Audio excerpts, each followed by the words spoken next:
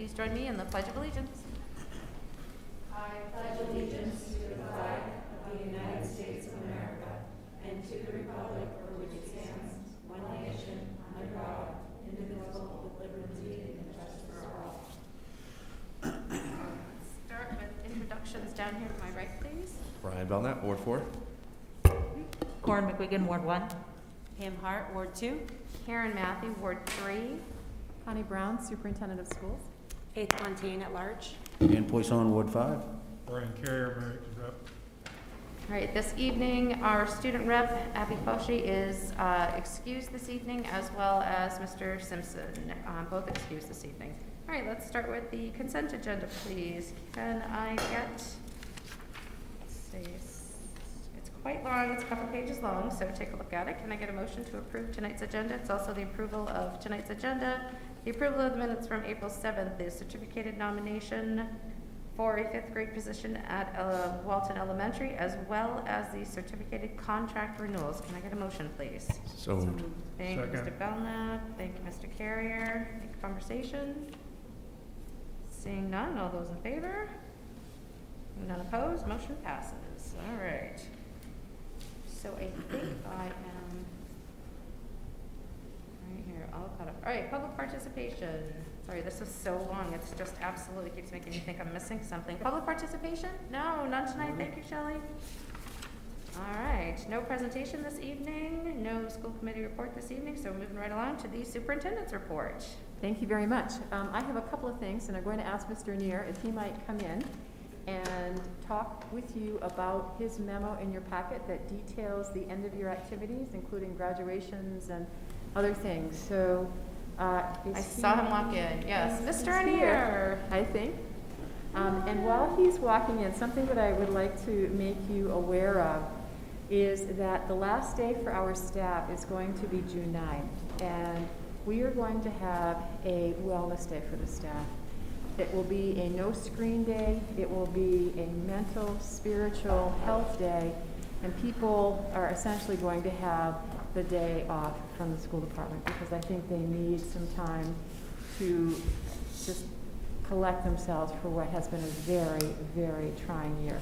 So it was scheduled as a workshop day, and that day has been granted to them as a wellness day. Thank you very Yes, much. it will be a Okay. wellness day, so thank you. And it is a wellness day for everybody, so that includes all of our staff here in Auburn Hall, it includes the buildings, it includes the nutrition staff. We do have a couple of kids who are in out-of-district placements, and so we still need some of our drivers to take them to those placements. But for everybody else, it will be a wellness day. Thank you. So, thank you. Mr. Neer, welcome. Before I begin, my colleagues across the hall, the volume is really off, so if Tanya could swing by and help them out so we could hear. I had a special request before I came over. Do you want to use our recess voice? Want to use my recess voice? What's that? Is it too loud? Is it too loud? Can't hear it. Oh. Can't hear very well. Yes, so I was saying, do you want me to use my recess voice? Oh, I can use the big coaching voice anytime. All right, so hopefully, I think is she working on that? I don't know. I was fiddling with the volume before I came over, and Okay. so I think we needed some more fiddling. The fiddle. Here I comes the touched fiddler. all of them, no smoke. It all worked. So I think what you have before you was a draft wasn't a draft, but was what we had for best information at that time. There hasn't been significant changes. There's been some additions and tried to identify some clarifications in the packet tonight in terms of end-of-year events. Some of the ones to highlight are this Saturday, May 1st, from 3 to 5. We'll be doing our top 10 parade. We'll be gathering at the high school at 2:30 and then making a stop at each of our top 10 homes. And then May 5th, we did some things a little different than we've historically done in the past. Next week is also Teacher Appreciation Week, and typically we've had a luncheon with just the families in the top 10 and a few of the staff at Martindale. But this year, where it's Teacher Appreciation, we have good weather, fingers crossed, and it gives us an opportunity for the entire staff to be able to celebrate the top 10 once again on the 5th. May 14th, we have the prom. It's at Lewiston High School. We have a nice little venue. We've partnered with them on many aspects of the prom. It is called the Enchanted Forest, since it's outside, and that will be 7 to 10. Tickets went on sale today. Guest forms are out, and we have some disclaimers on there of just being very mindful. We'll do a strong job at making sure that we're tracking in case we need to find ourselves in a tracing situation, but make sure we have all the identifiable information of our students and any guests that come along, and that is made note on the tickets. Yearbook distribution on the 27th. We have our final last day of the seniors and awards assembly. Last year we weren't able to pull that off. This year we are. We've added some new additions to some recognitions for each of our classes.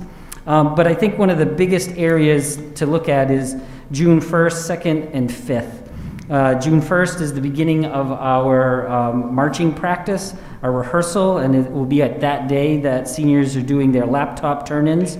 They'll get their 2 tickets per car for the graduation that will be held at the airport. They'll get their lawn signs. We'll pick up any other kind of equipment that the seniors have. And that's when they will pick up their cap and gowns that they pay for in cash. It doesn't come to us, it goes to Jostens. And we're running probably about $40 to $45 for the cap and gown. We have worked with some kids and families, and we have some wonderful community partners. When we usually have a handful of students who have some serious financial difficulties with that cap and gown, we make sure that people don't go without. But the expectation for the seniors at that day is to pick up their cap and gown. And then on the 2nd, we do another rehearsal in the morning, and then that is the day that they do their elementary tours. We put them on the buses, and they do their really awesome elementary tours where they go back to their original school. And if they didn't have an original school, we ask them to pair up with one of their buddies so that they can have that experience going through the schools and seeing the elementary kids. It's a very powerful and meaningful experience. And then that evening, we'll be doing class night in the gym, and that's a students-only event. Simply because of the amount of capacity that we can put in the gym. The language is still in place. We had a lot of conversation about what masks are, but at this point in time, the language still holds at what our capacity is. We've met with the fire marshal to identify what we can do. We will stream that event, and we're working on making sure that we have a processional. And I tell the kids every year, that may not matter to you, but it matters to your families to be able to see you in your cap and gown, walking with the pomp and circumstance down, and have some level of that experience that we didn't have last year, and that we try to typically have when we have our ceremony at the Colisee. So, and through that evening, we'll do our typical scholarship awards presentations. We'll recognize some of the awards that they missed last year, as well as any kind of recognitions this year, whether it's an all-conference or an all-district, any of those kinds of pieces. So we'll do that evening. But one of the big pieces that we missed out last year that I'm really eager to is the scholarships, and have those people who do the presentations be able to come and be able to present the big scholarships to those kids. That does get repeated again at graduation, but it is an important evening for them. And we will have a guest speaker that night. And then on the 5th, June 5th, we've been going back and forth on the date. Last year we were at 6 p.m. Definitely, I put my stake in the ground and we're saying we're gonna go 7 p.m. It really doesn't impact daylight a whole heck of a lot for us, but what is real important is that's the date of the state track meet. And the state track meet is down at Noble High School in North Berwick, Maine, which is a good little hike. This is not unusual for us. We have often had graduation that landed on the same date as the state track meet. And so when we've been asked in the past, why is our graduation at 7:30, it always allowed us a little bit of that buffer time to allow those seniors that are competing. And I think Coach Hefty told me, I think we have about 24 or 27 seniors that are going to be competing. And we were waiting to hear how they were going to divvy that up. Typically, they run the track meet with all of either boys and girls events happening simultaneously. There was a survey that went out to the track and field group and ADs of, do we want to split them up and start at 9 o'clock with the girls going in the morning and the boys in the afternoon? But in light of recent developments with masks and competitions, I don't know where that's going to shake out. But I didn't want to take any risks and said we'll start at 7. And typically what I do with those seniors is we give them our numbers and say, you gotta communicate with us where you are in the process of coming back home. So if we have to delay 5, 10, 15 minutes, people are very understanding about that because we don't want those seniors to miss out on that opportunity to be at graduation because they're competing in their passion. They're running track at the biggest level of the state. So we'll work on that, and that's why we've set it at 7 o'clock in the evening. And that's a huge chunk of many of the events. There's even more. We have last night, the building committee set May 22nd as a groundbreaking ceremony. Good news on that is that we will be having a EL Lewiston track meet on our track that morning. It won't interfere. We'll be able to keep people separate, and we'll be able to bring even more people to be able to participate in the festivities that morning. What else? There's always something happening. We're got many events. Did we say it's 10 o'clock on the 22nd? Did I? 10 a.m. Yep. 10 a.m. on the 22nd. A couple others that I wanted to highlight. We have Honors Music Performance, and they're going to be doing that at Festival Plaza down here on either the 25th, 26th, or 27th. They got a rain date. We have NHS induction ceremonies, I believe, happening on the 25th in our gym at 6 p.m. So there's a lot cooking. If you have questions, ask, and if 5 minutes from now you have another question, send me an email. But this information, we are right on schedule. This information gets mailed out. Typically, we mail it out at the end of the week following April vacation. And with so many things up in the air, I know that people really want a lot of information and want to be able to identify some very specifics. But with so many changing languages and regulations, we've tried to put as many things on paper as we can and then adjust as we needed. Like with times, I think we're pretty solid on times. The senior week, 17th, 19th, 20th, and 21st, they have a lot of events planned. The senior class and the advisors are running that, but we have a lot that's happening, and this information will be mailed out, will be put on the website. We'll use our typical avenues of communication. And while I have you, next week we'll be kicking off our Nwea testing for our 11th graders. And that is, we have 2 portions that we'll be doing next week. We'll be doing the math and the English, and we're able to put that into our flex period. So it'll be broken up, and that is our state assessment, so that lands into our graduation policy that's in there that we need to.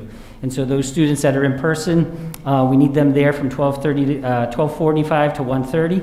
We'll break that. We'll do English on Monday, Tuesday, math on Thursday, Friday. We have plans in place for our remote kids, and we're still trying to get our hands around how we're going to deliver the 3 one-hour segments of the science portion of that. So if you have a good answer on that, I'll take it.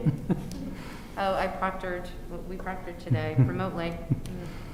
So I just have a couple questions, because these are questions that have been asked of me. Sure. The prom, is there going to be a tent? Yes, there's a gonna tent. be a tent, okay. And they're working on a DJ as we speak. We originally said that they were going to do a playlist, but then the kids said, hey, I think we want to take that pressure off ourselves, and they're working on a DJ. They had one and they backed out, so now they're looking to pursue another one.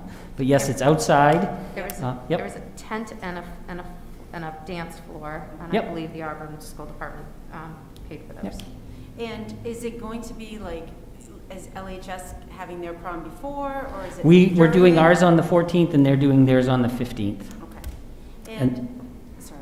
No, I was just going to say, well, on the weekend of graduation, we are pooling resources and sharing ideas and things. Friday night, the 4th, Poland will go. We go Saturday the 5th. Sunday the 6th, Lewiston and Levitt will go. And then Monday the 8th, do I do all the math right? 6th, 7th, the 7th will be Oak Hill. So we've been all able to share many of our minds and resources to put this all together. Awesome. And the elementary tour, this is something that was asked today. Is it going to be inside like it normally is, or is it going to be outside with the kids outside? What are the logistics? I would defer that to what's the comfort of the elementary school principals. Typically, we've been inside, Yeah. but we'll follow their lead of what they want to do so it is meaningful and works for them and isn't disruptive. Usually, the kids come out of the classrooms and they make a moment to cheer them on. I would defer to however they want. We're just going to get them in cap and gowns, supervise them, and get them over there. Okay, thank you. Any other questions for Scott?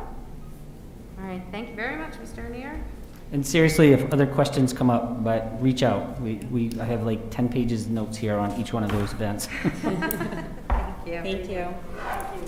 All right, those were end of year events. Dr. Brown, back to you. Close contact and vaccination updates. Thank you. I am going to turn to Assistant Superintendent McClellan to talk about those topics and a couple other things that have come up. Scott referenced the mask mandate that was lifted yesterday that also has an implication for sports. So you want to go down through your list? Great, thank you. Yes, I was just going to say, we're in a time right now again where there's some things that are changing. And so when we first talked about what this update would entail, vaccinations and close contacts seemed very topical and timely, and since then the list has grown a bit. So I'm going to share with you, give you some updates on what's going on. Masks being first, because that's the most recent. So we just received notification from the DOE yesterday. Actually, well, this morning, we heard that it was coming yesterday, about Governor Mills and what she came out with around the use of masks, the requirement of masks in outdoor venues, and that had been lifted. That it was no longer a requirement in outdoor situations, and that, that it was a recommendation, that the recommendation of the governor was to, in cases when you couldn't provide adequate social distancing of 6 feet, that masks be worn in outdoor situations. So they went further in that guidance to talk specifically about schools and what that might mean for recess and for outdoor situations. So right now, it's a recommendation that if you can't maintain that 6 feet, that masks be worn outdoors, but it's not a requirement anymore. So our reentry committee talked about that today. Our administrators talked about that today, and we're moving forward in terms of what will that mean. At this point, the conversation looks like if there's movement and that maintaining that 6 feet is going to be difficult, then we would stick with like at recess, picture, if you will, kindergartners at recess, that we would stick with the masks in those situations. But in other situations, say a gym class that goes outside where the teacher has developed a plan for students to be socially distanced, that they could do that without their masks on. So we're looking for those opportunities to really extend that, and then again, definitely looking, that's for now, that can be adjusted as we move forward and further guidance comes out, or in our own experience, that we can move forward with that. So that's what that looks like in general. But it does have implications for sports, right? So as Scott inferred earlier, that there have been some very quick guidelines that we received today from the Maine Principals Association, the MPA, who oversees and governs the athletics in our schools. And basically, I'll just tell you what they say straight from the email we received, that masks are not required for outdoor practices and competitions. Masks are recommended when 6 feet is hard to maintain, such as athletes on the bench. They are also required when individuals go inside. So locker rooms, restrooms, on the bus, masks will be required. But during outdoor practices and competitions, they are not required at this point. And then the second point we heard was that spectators are not required to wear masks outside in outside events if they are able to maintain 6 feet of distancing. So that's the guidance we have from MPA, and at this point, that's what we're moving forward with. Okay. Hold on a second, please. Okay, so vaccination update, that was also on here. Sure. Vaccination update, we are not asking at this point, our staff who's been vaccinated, who hasn't. What we've been doing is, as we have cases where we need to do contact tracing or close contacts, if somebody has been vaccinated, that will exempt them from the need to quarantine. So what I can tell you is, even though we're not asking, overtly, many of our staff have completed their their series of vaccination and are now being exempted from any close contacts that would cause them to have to quarantine. So that's very good news, and be interesting to watch how that plays out in the coming weeks in terms of our ability, of course, to keep the schools open and keep the classrooms open and students being able to come to school regularly without disruption. Can you, is this either now I'll ask some questions, or during committee reports of safety and health?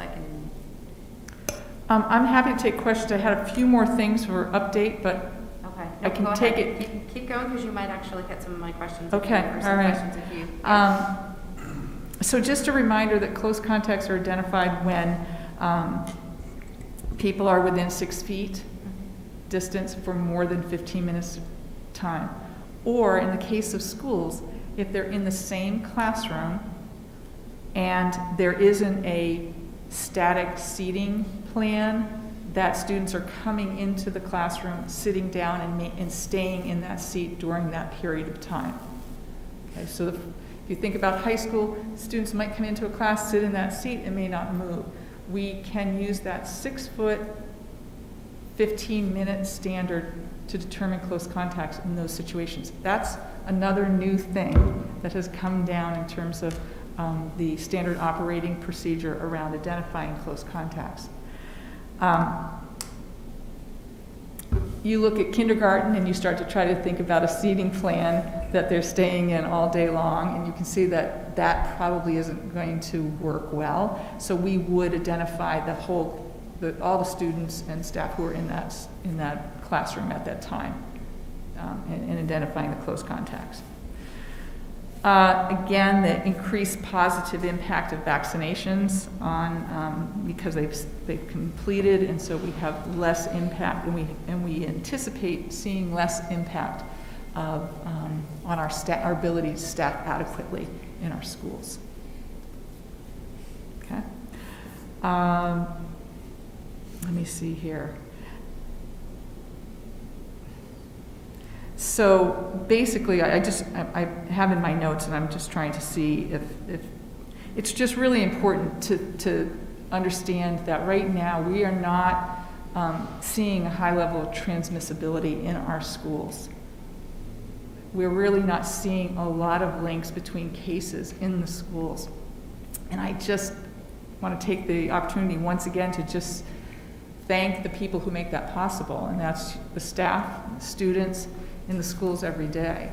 By implementing those mitigation strategies, it is having a positive impact. And so the vaccine is just going to enhance that, our ability to maintain continuous learning for students. So I want to take that opportunity to thank everyone again. Outbreak status. So I did get some questions about outbreak status and what that means and what's the implication of an outbreak. First of all, an outbreak is any time that a school has 3 or more cases within a 14-day period. And those cases have to have an epidemiological link, and that's what the CDC investigation determines. They also they use only PCR molecular tests. They don't consider antigen tests when they're determining an outbreak of 3 or more. Oh, and the cases have to be from different households. So if you had a family of 4 and they all contracted COVID, that would be counted as one case. So sometimes when it's very easy to see how when we're reporting out about cases, it looks like there's many cases, and why hasn't this gone into an outbreak? Well, first of all, we wait for the CDC to determine the outbreak. We don't call the outbreak ourselves. That's the CDC's role. But secondly, they may be a household that has contracted it, and so they could be counted as one case. So I just wanted to underscore that because there have been some questions about that. And that outbreak will stay open for 28 days. 28 days of no other cases. So it has to be 28 days, it's 14 days, and then they add on another section of days, and that total time there can be no cases reported. If there's a case reported, the outbreak just stays open. So if you think about EL, they went into outbreak status in November, and within 28 days, if you can think back on your robocalls, there has been a call that you've received about EL within a 28-day period. Okay, so they've stayed, that outbreak has stayed open. Okay? AMS has a current outbreak that is open. Fairview did, but it closed in the month of March. Or actually, the very beginning of April is when it finally closed. So just to give you that update. And then finally, another question we've gotten recently, haven't had it until just very recently, is county color designation. And what does that mean, and how does that have implication for our schools? Again, we've had to adapt consistently in this last year to ever-changing situations. And this last week was one of those where we were green, and then we moved, Androscoggin County moved to yellow. And so what did that mean on the heels of having students at EL come back in full time? Well, first of all, let's talk about color designation just really quickly. It means, according to the State of Maine website, that the school has a suggestion that it may consider additional precautions to mitigate and/or hybrid instruction. It's not if you get green, it means this. If you get yellow, it means hybrid. If you get red, it means remote, which is an easy thing to distill it to, isn't it? But that's not what the description is on what the implications are for a yellow designation. So at this point, the additional precautions that are in place are the vaccines at this point, and that's having a big implication on our schools right now. Certainly EL, with our staffing and the increase of the vaccination rate of our staff, and now we are beginning to see our students having access to vaccinations. So these are some of the precautions. We continue with the precautions that we feel like we've had good benefit from in terms of the masking. We have high compliance in masking at our schools. We have high compliance with hand hygiene at our schools. And so those things, because of transmission rate being so low in our schools, we feel confident that we can continue to offer the program as we have it right now and not have to return to a hybrid model. Okay? Yes, because the yellow designation, it came from county, not just because of schools. Yes, Okay. that's correct. Okay. I just want to make sure that that's pretty clear as well. Very clear. Okay. Yep. I don't want to interrupt you if you have any other points. Okay. Any questions for Michelle? Go ahead. Yeah. I have a question. So you talked about the vaccinated teachers being exempt from quarantine. What about the vaccinated students? Yes, they will be as well. They will be as well, okay. And does an outbreak stay open if, like you said, if there's 28 days, but what if it wasn't based, what if the other kids or someone gets COVID, but it wasn't based, or they didn't get it from the initial outbreak? Is it still considered the same outbreak? So that's a great question. I think that sometimes there's a definition around what an outbreak means, and the outbreak is described by the CDC not as a particular situation. It's more about a number of cases. So it's not about 3 cases that are all epidemiologically, but there is an epidemiological link, and what that link is in most cases is they're in the same school. Or when we were hybrid, they were during the same cohort. And that was the link. That was the initial link, but if, within 28 days, if someone else gets it, it doesn't have to be linked to that initial. It's not that case link. Okay. Epidemiological link would be at EL. Okay. and they would have been in the school at the same time. It's a broad link. Any other questions? Any other questions? Okay, so basically, Michelle, in listening to all this, I just want to kind of recap a little bit as well. I think it's really important. We've got 6 weeks left of school, correct? I think we've got about 6 weeks left of school. So, not to get on a soapbox, but if we want our schools to stay open, our community's got to support us in keeping these schools open, meaning, please, ladies and gentlemen, do not enter our buildings if you haven't passed the screener, or if your kiddos haven't passed the screener. Please do not enter our buildings if you are living with someone who is COVID positive. Please do not enter our buildings if you are waiting for a test to find out if you are positive or not. Please do not enter our buildings if you are identified as a close contact. Am I missing any of them? We need your community support to keep these buildings open for the next 6 weeks. That's what we've got to go, so the goal. And like you've said, Michelle, I know many staff have been vaccinated. I know a lot of our teenagers are getting vaccinated. So help us out, ladies and gentlemen, keep these schools open. It would be wonderful. So thank you very much, Michelle. Chair Matthew, if I could just add to that, please stay out of the schools, but also that would mean not going to your practices. Please stay out of as well. sports practices if you are waiting for tests. Please stay out of sports practices if you're not feeling well. Please just help us to keep our buildings open. I agree. Absolutely. Please I think help us out. we all have a part to play, and we all need to play that part, and we all need to follow the rules if we want to keep the schools open. Yeah, absolutely. All right, thank you, Michelle, I appreciate that. We all do. Okay, anything else under superintendent's report? All good? I think we're good. All right, moving on, the school committee chairperson's report. So this is our last, one of our last opportunities for the 2021-2022 budget discussion. You have a couple of links on your agenda.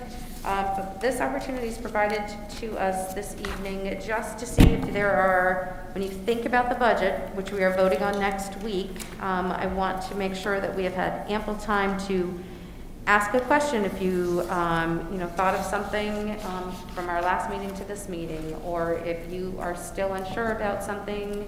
I just wanted to sort of give you an opportunity to jump in, or there was an update with the EL bond payment, so I think we've come down a little bit, we came down a little more.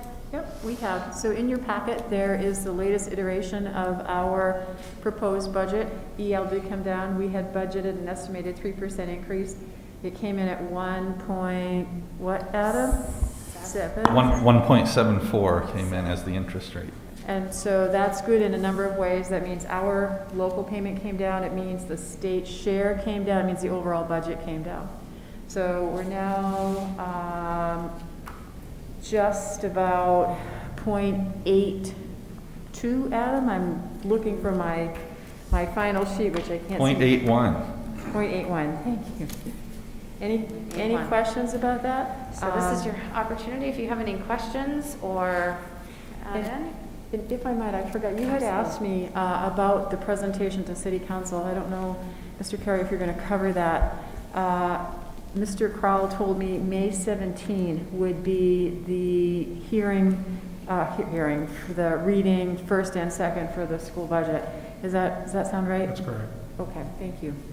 Okay, so May 17th, so we'll make sure we go over those dates when we get to that piece. Any other questions, comments about budget? Yeah? The amount of care grants that we're getting because of COVID, is that, are any of those positions that we had talked about removing, have any of those been able to be put back into the budget, or are they still? No, a good number of them have. For example, 3 of the special ed techs at the high school went back in. Special ed teacher from the high school went back in. The alternative education teacher went back in. Those come to top of mind immediately. And in addition to that, if you look a little bit later in your packet, you'll see ESSER 2 and ESSER 3. Yes. And you'll have a sense of what we're proposing that has been through the Finance Committee of how to spend those funds. Okay, thank you. I think the only thing we want to be thinking about is in the future, how to fund those when these funds are no longer there. But at this point, any other questions, comments about debate? Feeling comfortable for a vote for next week then? Okay, that's what I'm sensing. All right. Moving on, Mr. Carrier. Any updates from City Council? The council had discussions on about some budget issues last week and costs that were involved, and one of the things that we had discussed was the overall cost of this budget. And right now, the way things look, that we will stay below the mill rate evaluation of 24, which is a very good thing. We're looking at about 19 cents on the dollar, so we're keeping that down below, and everybody's fairly happy with that. We were worried about some of the cost and future growth, and part of our discussion was what it would take to sustain the current growth that we have both in the city and on the school side. And Ms. Eastman will be getting back with us with some numbers, but it's a fairly large, considerable number to maintain the growth that both the city and the school are growing at. So there is a little bit of worry about that, but we're also looking too at, the mayor had provided us all with a list of bills coming before the legislature in regards to items that will involve us, revenue sharing, which is big, and I just got an email just now that the state senate has voted 33-1 to support the revenue sharing at 5%. So we still have a little bit of work to that, but that's good news. And a couple other things that just overall tie together to make sure that the city progresses as a whole in a good financial status. I agree. Thank you, Mr. Carey. Any questions? Oops, we're all getting feedback now all of a sudden. All right, seeing none, let's move on to committee reports. You have the policy committee agenda and their minutes. We'll get to, we have some policies this evening. The curriculum committee agenda and minutes, Corin reported out on that on April 7th, but now in your packet, you do have the actual, the agenda and the minutes from that meeting. Any questions on either one of those so far? All right, seeing none, moving on to our subcommittees. Just kind of peeking down really quickly. I don't believe, unless I'm mistaken, Brian, I'm not sure if you've met with technology. No, we decided a few meetings ago that we would evaluate on a monthly basis, and if we had something to talk about, we would I basically would touch base with Peter and say, hey, do we need anything to talk about? And we were going to meet this week, and he said no, he didn't have anything important. So we've kind of kept it on we haven't scheduled on a monthly basis, but it's really to cover those important topics when they come up. Okay, fabulous. Thank you so much. All right, anyone else? Missing? Oh, yes, it's not on here, is it? All right, last night there was a meeting of the new Edward Little High School Building Committee meeting. So one thing that popped out of that was we do have a date for the shovel to hit the ground. All right, Pam, you report out of that? Yeah, there was a few things that we talked about. Okay, sorry, let me look at this here. We did talk about the groundbreaking, which will be, that's the exciting part. Even though we have already broken ground, this is more of kind of The formality. yeah, a formality, and also a way for the community to come and celebrate. This is a really momentous event. I mean, I know that personally, when I first moved here, I can recall saying, oh, we're getting a new high school, we're getting a new high school. Well, my son's graduating this year. So it's been a while coming. So I think a lot of people, this is a really exciting time. So it's going to be on the 22nd of May at 10 a.m.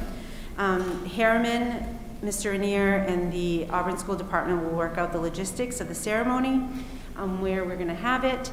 And Harriman did promise gold shovels and hard hats. So that should be fun. And I think we also discussed having the chorus come and sing, since they haven't really had much opportunity to really perform. And also, there was some discussion about having, the first class that's going to be graduating, or kids that are going to be, the first kids that are going to be going. So they're going to discuss that, and they will take care of all that. But I think it's going to be a really fun, momentous thing for Auburn, and it's going to be enjoyable. And I hope a lot of people can come and socially distance, but still come and enjoy the festivities. Also, blasting started. Actually, I witnessed it today. They had just said they were gonna blast, and then I thought it was thunder. But yeah, so that has started. And they've been removing unsuitable soil, replacing. Neighbor and community concerns have been addressed by the contractor. There was a big concern about dust in the area and around the neighborhood, and Dudley has hooked up water to minimize the dust. There was a pool that was abutting on the school property, and that was discussed, and the pool is no longer there, so we are all set on that. The construction, they're going to be having bi-weekly construction meetings to keep communication open and make sure everyone's on the same page. The state fire marshal review permit has been received yesterday, I believe. Also, they've hired a clerk of the works, which I found out yesterday, is an on-site representative who monitors construction progress and performance with contract documents.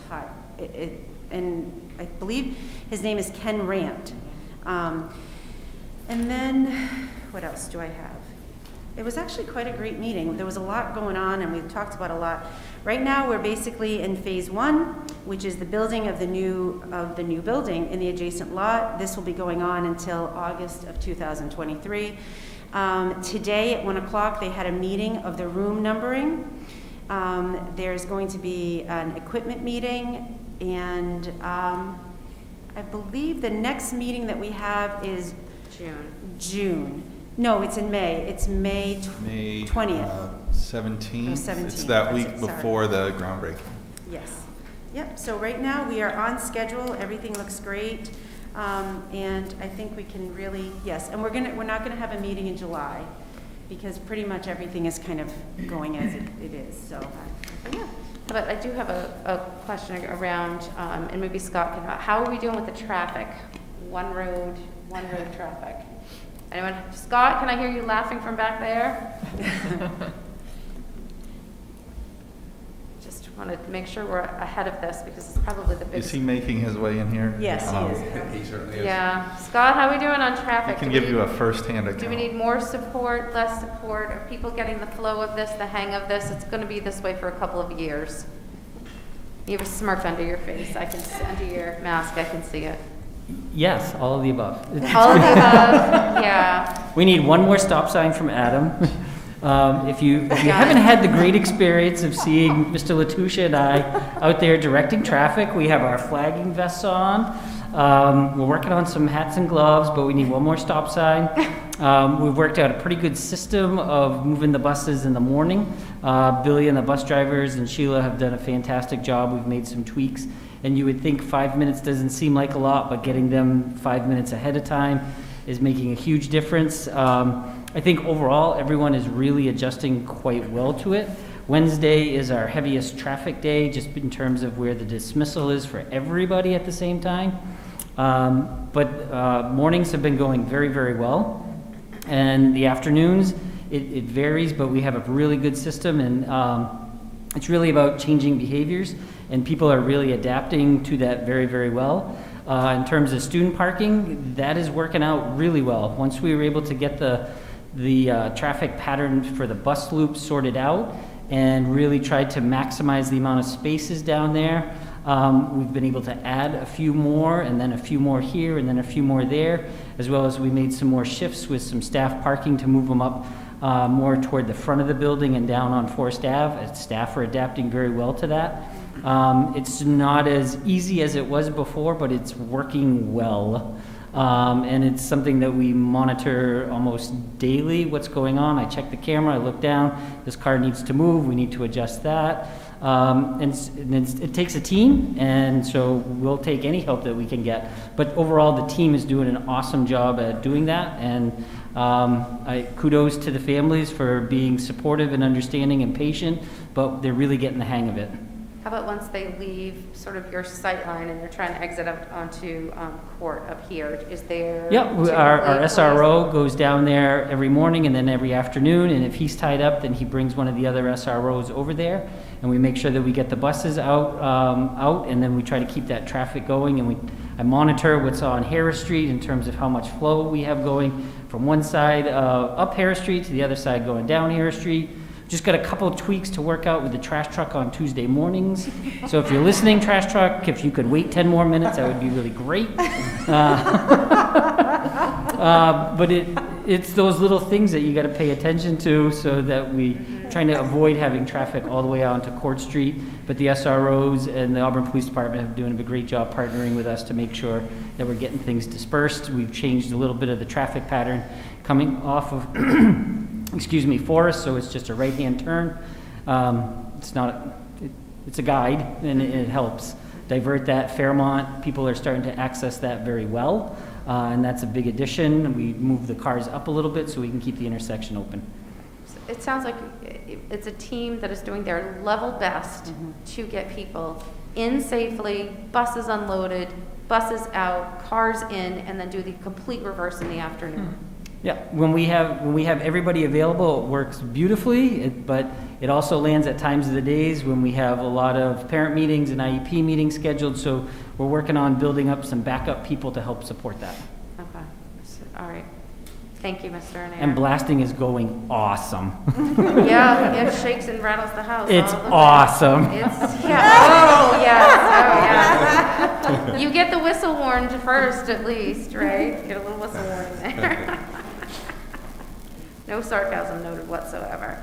All right, ladies and gentlemen, let's move on. Can I have a motion to accept the finance report for March 2021 as presented, please? So moved. Thank you, Second. Mr. Belknap. Mr. All right, Warren, second. Any conversation on that one? Public comment? I don't think we have anyone here from the public, I don't believe. I don't believe so. All right, all those in favor to accept the finance report, please. Motion passes. Thank you. Moving on to old business. All right, moving on to old business, we are moving into procedure ACAA-R2, our transgender and gender expansive students. Can I have a motion to approve So policy moved. procedure? Thank you, Mr. Carrier. Can I have a second? Second. Thank you, Mr. Belknap.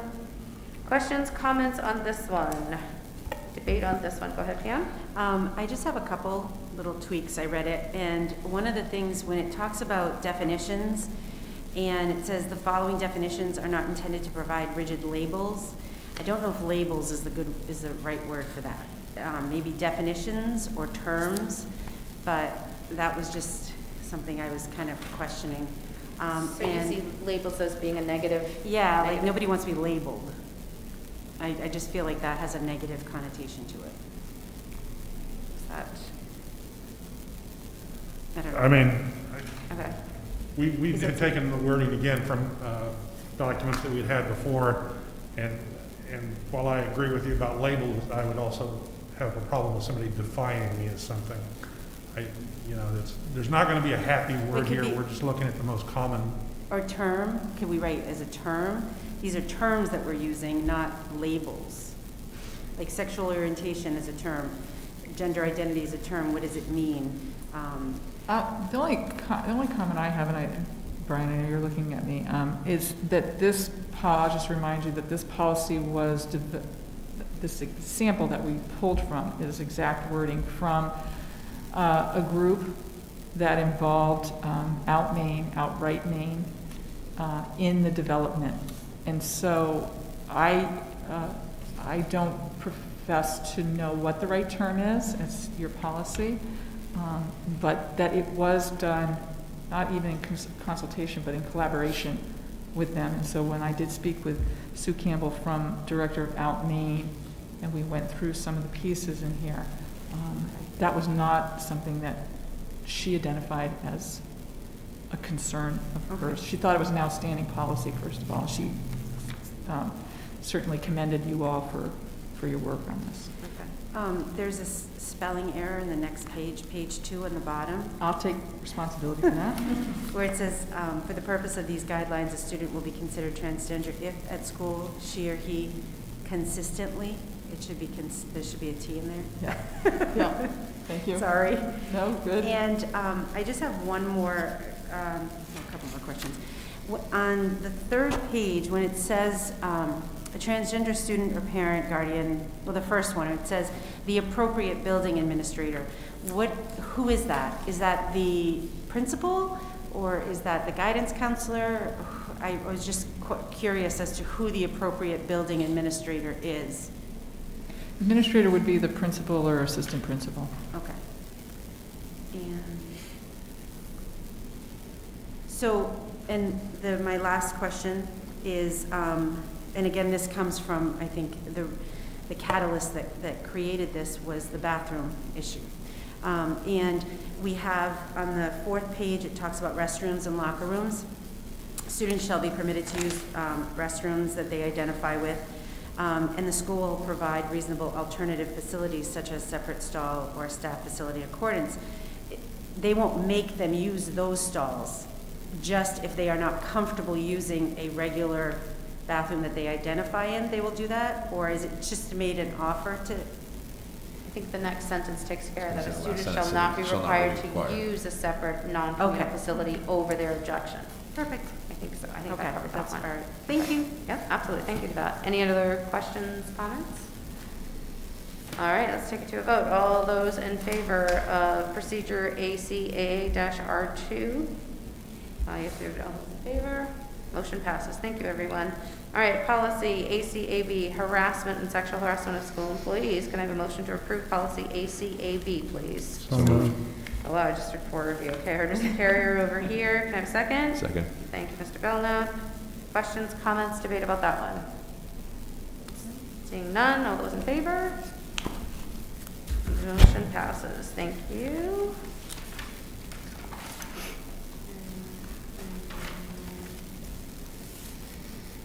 All right, moving on, new business.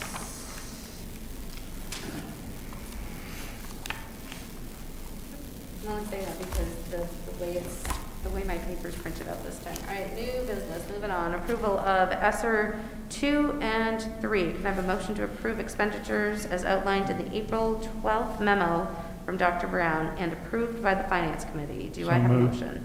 Thank you, Mr. Carrier. Do I have a second? Second. Thank you, Faith. Any questions, comments about that one? Seeing none, I don't believe we have anyone here for public discussion. So all those in favor of approval of ESSER 2 and 3 funds? Motion passes, thank you. AMS casework bid, a motion to approve the contract for Auburn Middle School casework to criteria 3, limited for a price of $420,750. Can I have a motion, please? So moved. Thank you, Mr. Second. Carrier. Thank you, Mr. Belknap. I have one question. What's casework? Shells. Huh? Shells. Oh, shelving. Okay. There's also some sinks and counters involved as well. Okay, I remember this a couple of years ago. This was on, Yeah. and now it's here. Yeah, this has been around for about 3 years, and we're very happy that we're moving forward with it. Wonderful. All right, yes, in dire need, absolutely in dire need. All right, I don't believe we have any public comment on that. Any questions, comments from school committee members? All right, seeing none, can I, all those in favor? Okay, motion passes, getting some new stuff there, wonderful. All right, policy IHBG, homeschooling. Can I entertain a motion to approve policy IHBG, please? So moved. Thank you, Mr. Belknap. Can I have a Second. second? Thank you, Mr. Carrier. Questions, comments? I just have Yeah. one question. The Yeah. homeschooling, this is in conjunction with the school. It's not like remote learning. Right. It- Yep. All right, none. All those in favor of approving policy IHBG? Motion passes. Policy IHBGA, equivalent instruction through home instruction. Can I entertain a motion to approve policy IHBGA, please? So moved. Thank you, Mr. Carrier. Corin, I'll take you as a second. I think I heard you over there. Correct me if I'm wrong. Did I hear you? Okay, second. All right. Questions, comments on that? Seeing none. All those in favor? Motion passes. Thank you. Procedure IHBGA-R, the equivalent instruction through home instruction procedures. Can I entertain a motion, please? So moved. Second. Thank you, Mr. Carrier. Thank you, Mr. Belknap. Questions, comments on that one? Seeing none, all those in favor of passing policy procedure IHBGA, motion passes. Thank you. All right, we have come to the end. Let's talk about upcoming meetings. There are stars. We're going to confirm some dates with the city. I believe we have 1, 2, 3 dates on there. However, if I'm reading this, if I understood this correctly, Mr. Carrier, there was the potential for a May 3rd. Is that no longer needed? No. May 3rd, no longer needed for city council meeting. May 5th is a regular meeting of the Auburn School Committee, so next week, and we're off a little bit because of school vacation last week, so we're back to our 1st and 3rds. I do not believe the May 10th joint meeting with the city council will be needed, but instead it will be the May 17th meeting to discuss budget. And then the May 19th is a regular school committee meeting. All right, any questions about upcoming meetings? Okay, future agenda items and requests for information. Nope, seeing none, you know how to get a hold of us. And we are now going to enter into executive session. And what I will ask is that before we have any type of discussion, what we do know is that sometimes even though the on-air light goes off, the mics stay live. So please, we're not going to discuss anything until I have absolute confirmation from our wizard behind the wall and letting us know that we are completely off. All right, so with all of that, can I entertain a motion to enter into executive session pursuant to, and I've got to get all these out, 1 MRSA 4056A for the purpose of the evaluation of the superintendent, as well as 1 MRSA 4053B for the purpose of negotiations. So Can I moved. entertain a motion? Thank you, Mr. Second. Belknap. Thank you, Pam. All right, we are now, all those in favor of entering into executive session? Motion passes. We are now in executive session, 6:58. All right.